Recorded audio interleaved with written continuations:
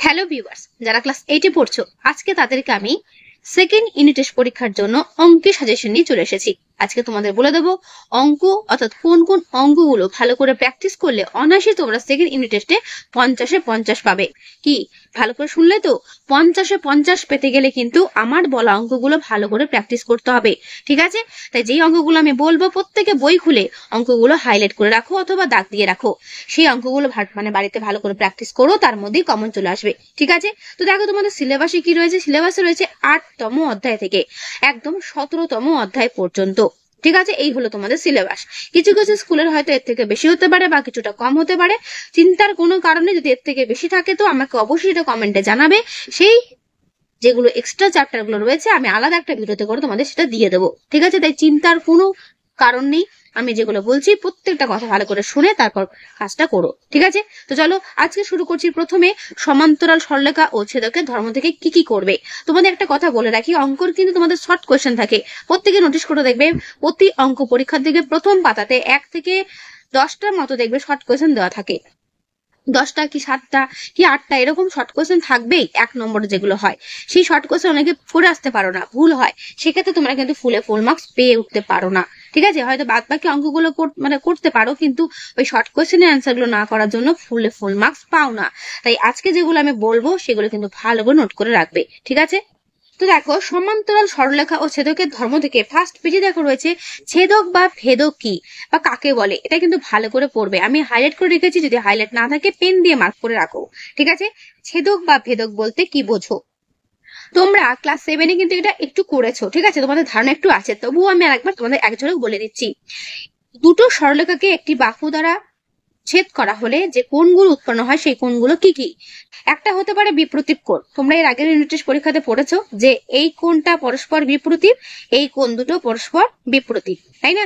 আবার এই কোণ দুটো পরস্পর বিপরীত, এই কোণ দুটো পরস্পর বিপরীত, অর্থাৎ 1 আর 3 একই রকম মান হবে, 4 আর 2 একই রকম মান হবে, সেরকম 8 আর 6 একই রকম মান হবে, 5 আর 7 একই রকম মান হবে। এগুলো হচ্ছে পরস্পর বিপরীত কোণ। আর কি কি হতে পারে? একান্তর কোণ। কি কোণ? একান্তর কোণ। 4 আর 6 হচ্ছে পরস্পর একান্তর, 3 আর 5 হচ্ছে পরস্পর একান্তর। আর কি হতে পারে? অনুরূপ কোণ। কি কোণ? অনুরূপ কোণ। যেরকম এই কোণটা আর এই কোণটা 2 আর 6 অনুরূপ, একই রকম। 1 আর 5 অনুরূপ, একই রকম। বোঝা গেল? আর কি কোণ হয়? অনুরূপ হলো, একান্তর হলো, আর অন্তস্থ কোণ। 3 আর 6 দেখো ভেতরের দিকে রয়েছে তাই এগুলো অন্তস্থ কোণ, আর 2 আর 7 বাইরের দিকে রয়েছে তাই এটা হচ্ছে বহিস্থ কোণ। তো এই 4টে কথা তোমরা মনে রাখবে, একান্তর কোণ, অনুরূপ কোণ, বহিস্থ কোণ, অন্তস্থ কোণ আর বিপরীত কোণ। 5টা কোণ হচ্ছে। এই ছেদকের সম্পর্কের ক্ষেত্রে কিন্তু এই কোণগুলো খুব ইম্পর্টেন্ট, এইগুলি তোমাদের পরীক্ষাতে করতে দেবে, তাই এগুলো কিন্তু ভালো করে প্র্যাকটিস করবে, ঠিক আছে? যেমন ধরো তার পরের পাতাটি দেখো রয়েছে এই যে অনেকগুলো ABCD করে দেওয়া রয়েছে, দুটো সমান্তরাল বাহুকে একটা বাহু দ্বারা ছেদ করা হয়েছে। সেক্ষেত্রে দেখো দেওয়া রয়েছে যে এই কোণ আর এই কোণ মান কত, ঠিক আছে? এই কোণ কত মান হবে। সেক্ষেত্রে দুটো কি সমান পুরোপুরি ছেদকের কাজ করছে? যেটা হয় সেটা তোমরা কিন্তু করবে, ঠিক আছে? আমি যেটা বলছি সেটা ভালো করে শোনো, এই পেজের অঙ্কগুলো ভালো করে দেখবে, আর কত কি মান পেলে একবার মেপে দেখবে, ঠিক আছে? চাঁদা দিয়ে যদি সম্ভব হয়, ঠিক আছে? তার নিচে চলে এসো উপপাদ্য 2, এটা ভালো করে করবে। দুটি সমান্তরাল সরলরেখাকে অপর একটি সরলরেখা ছেদ করলে একান্তর কোণগুলোর পরিমাপ সমান হয়। এটাতে কিন্তু কোয়েশ্চেন আসে, শর্ট কোয়েশ্চেন, ঠিক আছে?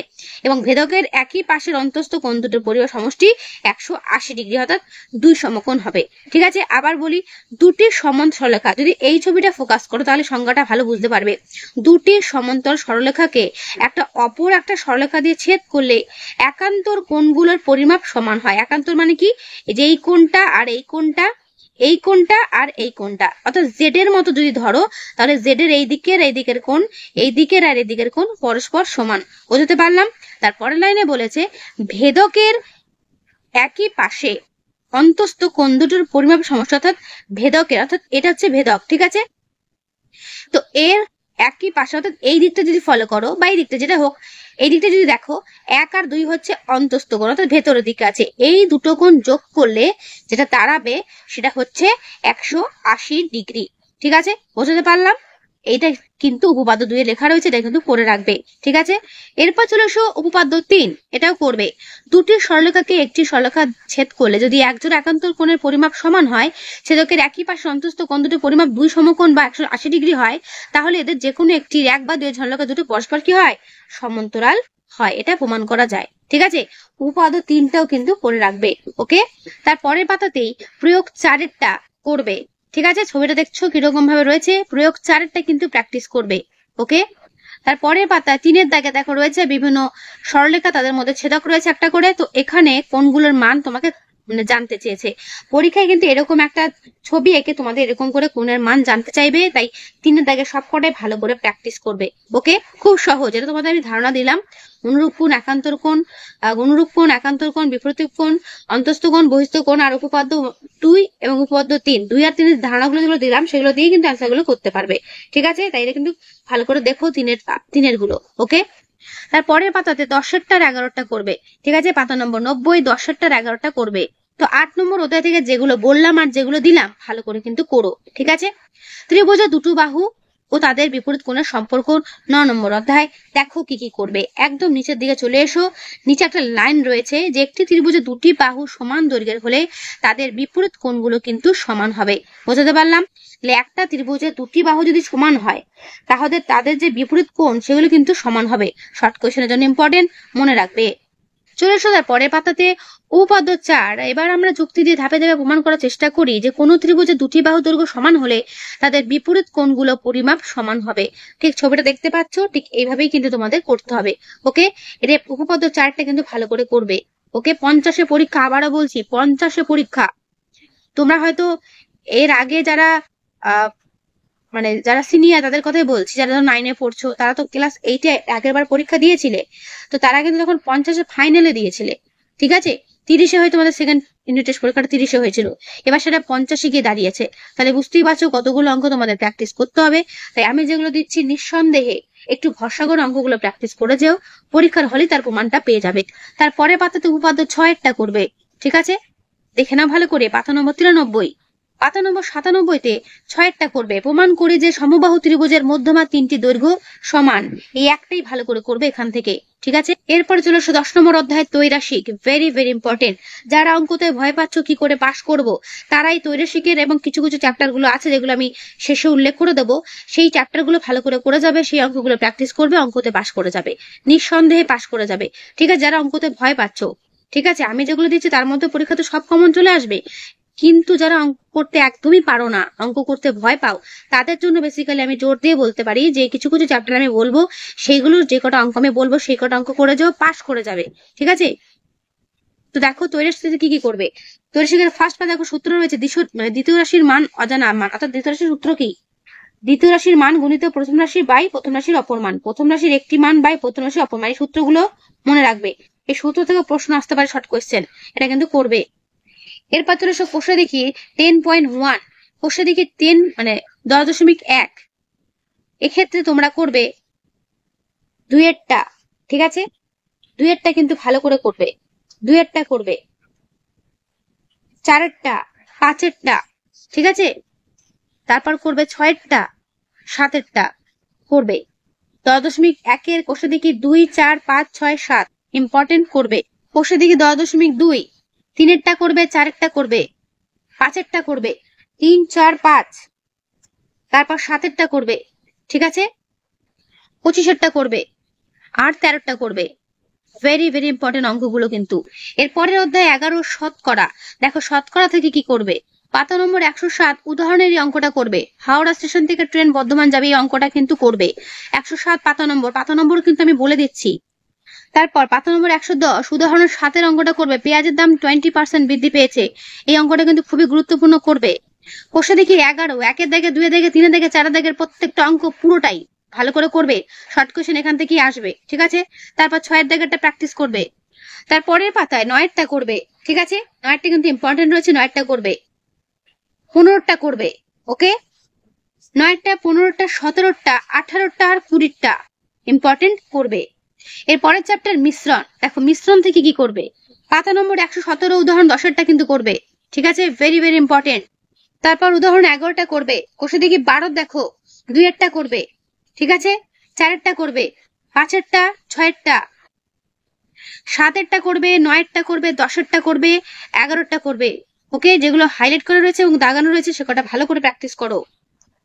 13-টা করবে, 14টা করবে, তো আমি যেটা বলছিলাম, যারা অঙ্কতে ভয় পাও শুধুমাত্র 3টে চ্যাপ্টার ভালো করে প্র্যাকটিস করে যাও, তৈরাসিক শতকরা আর মিশ্রণ পরীক্ষায় প্রত্যেকেই পাশ করে যাবে যারা অঙ্কতে ভয় পাচ্ছ। আর যারা অঙ্ক মোটামুটি করতে পারো, যেগুলো আমি করাচ্ছি সেগুলো বা দিচ্ছি সেগুলো ভালো করে প্র্যাকটিস করো, এর মধ্যেই কমন পেয়ে যাবে। ঠিক আছে, বোঝা গেল কথাটা আমার? ওকে, চলো এবার 13 নম্বর অধ্যায় বীজগণিত সংখ্যামালার উৎপাদকের বিশ্লেষণ কি কি করবে দেখে নাও। পাতা নম্বর 125-এ 10-এর দাগের মধ্যপদের সহগ বিশ্লেষণ পদ্ধতিতে এর উৎপাদকের বিশ্লেষণের চেষ্টা করি। এই নিয়মটা বলে দিলে কিন্তু এই নিয়মই করতে হবে। ঠিক আছে, দেখে নাও ভালো করে, এই দুটোই কিন্তু ভালো করে প্র্যাকটিস করবে। পরীক্ষাতে কিন্তু উদাহরণ থেকেও অঙ্ক দেয়, তাই উদাহরণ অঙ্কগুলো কিন্তু কেউ স্কিপ করো না। ঠিক আছে, খালি কোশ্চেন দিকে প্র্যাকটিস করলেই হবে না, উদাহরণ থেকেও কিন্তু অঙ্ক দেয়। 15 দাগের অঙ্কটা করবে পাতা নম্বর 127। ঠিক আছে, তারপর চলে এসে কোশ্চেন দিকে 13.1 বা 13.1 যেটা আছে, দেখো কোনটা করবে। 2-এর দাগের এ করবে 4, 1-এরটা 4-এরটা। ঠিক আছে, 8-এরটা করবে, 9-এরটা করবে। দেখো যেগুলো গোল গোল করা আছে এবং হাইলাইট করা আছে সেগুলো ভালো করে প্র্যাকটিস করবে। ওকে, বিশেষ করে হাইলাইট গুলো বেশি জোর দিয়ে করবে। বইটা পুরনো বলে একটু দাগানো কিছু মনে করো না, শুধুমাত্র অঙ্কগুলো দেখার কাজ, সেটা ভালো করে দেখে নাও। ঠিক আছে, করবে ভালো করে, একবার দেখে নাও, যেগুলো হাইলাইট করা সেগুলো ভালো করে প্র্যাকটিস করবে। ওকে, আর এদিকে 5-এরটা রইলো, করো, হাইলাইট করাগুলোই করো। এরপর কোশ্চেন দিকে 13.2 দেখো কি আছে।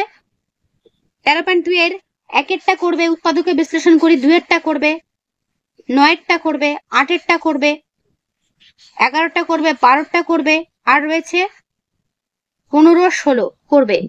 ঠিক আছে, তার পরের দাগের অর্থাৎ দুটি বর্গের অন্তরূপে প্রকাশ করি, 1-এরটা 2-এরটা প্র্যাকটিস করবে।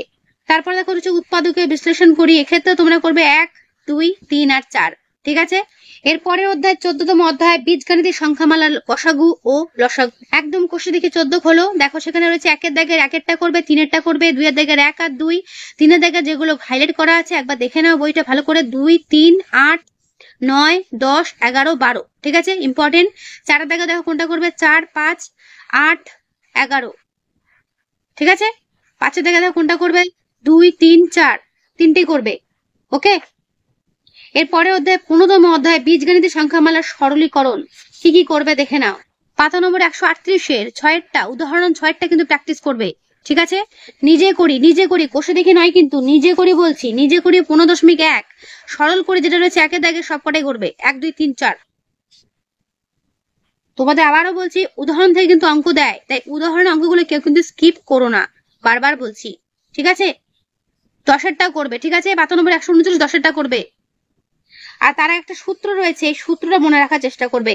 ঠিক আছে, নিজে করে 15.3 1-এরটা 2-এরটা 3-এরটা ভগ্নাংশগুলোকে লঘিষ্ঠ আকারে প্রকাশ করি করবে। এরপরে চলে এসে কোষে দেখি 15, কোষে দেখি 15-এর মধ্যে 2-এর দাগে দেখো কোনটা করবে, 2-এর দাগের 1-এরটা করবে, 2-এরটা করবে, 6-এরটা 7-এরটা। 3-এর দাগে চলে এসো, 2-এরটা করবে, 4-এরটা করবে, 5-এরটা করবে, 6-এরটা করবে। ঠিক আছে, তারপর 9-এরটা করবে, 9-এরটা করবে, 10-এরটা করবে, 11টা করবে, 12টা করবে। ঠিক আছে, এর পরের অধ্যায় 16তম ত্রিভুজের কোণ ও বাহুর মধ্যে সম্পর্কের যাচাই।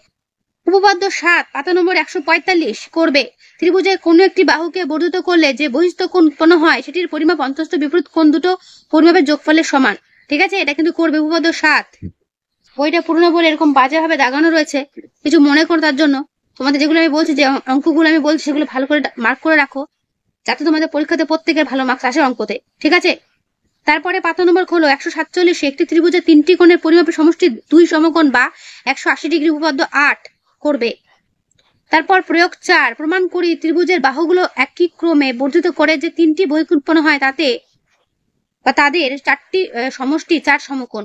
ঠিক আছে, পাতা নম্বর 139 করবে। এরপর চলে কোষের দিকে 16.1 এর একটা দেখো, 4-এরটা 5-এরটা 6-এরটা 7-এরটা করবে। তারপরে পাতায় 12টা 16 আর 17 করবে, তার নিচে 18টা করবে। ঠিক আছে, 12, 16, 17, 18। উপপাদ্য 9 প্রমাণ করে যে একটি ত্রিভুজে দুটি বাহু দৈর্ঘ্য পরস্পর অসমান হলে বৃহত্তর বাহুর বিপরীত কোণের পরিমাপ ক্ষুদ্রতর বাহুর বিপরীত কোণের পরিমাপ অপেক্ষা বৃহত্তর হবে। এটা কিন্তু করবে পাতা নম্বর 153। তারপর কোষের দিকে 16.2 158 পেজে 10-এরটা করবে। ঠিক আছে, 10-এরটা আর 11টা। ওকে, 10 আর 11 করবে। এরপরে 17তম অধ্যায় সময় ও কার্য, ভেরি ভেরি ইম্পর্টেন্ট একটা চ্যাপ্টার, খুব ভালো। এখান থেকে অঙ্ক তোমাদের পরীক্ষাতে কিন্তু থাকবে অনেকগুলো। পাতা নম্বর 160-এর 3-এর অঙ্কটা করবে উদাহরণের। ঠিক আছে, তারপরে পাতা 61 পাতায় 5-এর এই উদাহরণের অঙ্কটা করবে। নিজে করে 17.1 একেরটা করবে, ঠিক আছে। পহলামপুরের সমবায় কৃষি খামারের 30 জন সদস্য যে অঙ্কটা রয়েছে করবে উদাহরণের এই অঙ্কটা, উদাহরণ তো নয়, নিজে করি অঙ্কটা। তার উপরে দেখো 6 দাগের অঙ্কটা করবে, পাতা নম্বর 162 দিয়ে দেখো 6 দাগের অঙ্কটা করবে, বকুলতলা গ্রাম পঞ্চায়েতের অঙ্কটা করবে। এরপর চলে এসে বসে দেখি 17.1 একেরটা ইম্পর্টেন্ট, একেরটা করবে, ঠিক আছে। তারপর চলে এসো চারেরটা করবে, 5এরটা করবে, 6এরটা করবে, 8এরটা করবে, 9এরটা করবে, ঠিক আছে। পাতা নম্বর 168-তে 8এরটা করবে উদাহরণের অঙ্ক। অনেকে হয়তো ভাবছো ম্যাম উদাহরণের অঙ্ক কেন দিচ্ছে, আবারও বলছি উদাহরণের অঙ্কই পরীক্ষাতে তুলে ধরে। 9এরটা করবে, 168 পাতাতে দেখো 9এর অঙ্কটা করবে। 10.2 অর্থাৎ 169 পাতায় এই অঙ্কটা করবে, 169 পাতাতে নিচের দিকে যে অঙ্কটা রয়েছে এই অঙ্কটা করবে। পাতা নম্বর কিন্তু আমি বলে দিচ্ছি। এরপর চলে এসো কোষে দিকে 17.2 একেরটা করবে, ঠিক আছে। 4এরটা করবে, 7এরটা করবে, 8এরটা করবে, 8এরটা ভেরি ভেরি ইম্পর্টেন্ট, 9এরটা করবে, ওকে। তো এই হলো তোমাদের ক্লাস 8 এর অঙ্কের সাজেশন সেকেন্ড ইউনিট টেস্ট পরীক্ষার জন্য, ঠিক আছে। আশা করি প্রত্যেকেই ভালো করে বুঝতে পারলে কি কি অঙ্ক করতে হবে। এখনো হাতে অনেকটা সময় পাচ্ছ, তাই অঙ্কগুলো পাওয়া মাত্রই বাড়িতে প্র্যাকটিস করতে শুরু করে দাও, ওকে। তো আজকের এই ভিডিওটা আমি এখানে শেষ করছি। কেমন লাগলো অবশ্যই কমেন্টে জানিও, ভালো লাগলে একটা লাইক করো, অবশ্যই বন্ধুদের কাছে শেয়ার করে দিও। আর একটা কথা যেটা বলবো, যদি কারো সিলেবাস এর থেকে বেশি থাকে অবশ্যই আমার কমেন্টে সিলেবাসটা জানাবে যে কোন কোন চ্যাপ্টার এক্সট্রা রয়েছে, আমি সেটা থেকে আলাদা করে ভিডিওতে তোমাদের সাজেশন গুলো বলে দেবো, ঠিক আছে। তাই চিন্তার কোনো কারণ নেই, ভালো করে অঙ্কগুলো করো। তো আজকে এখানেই।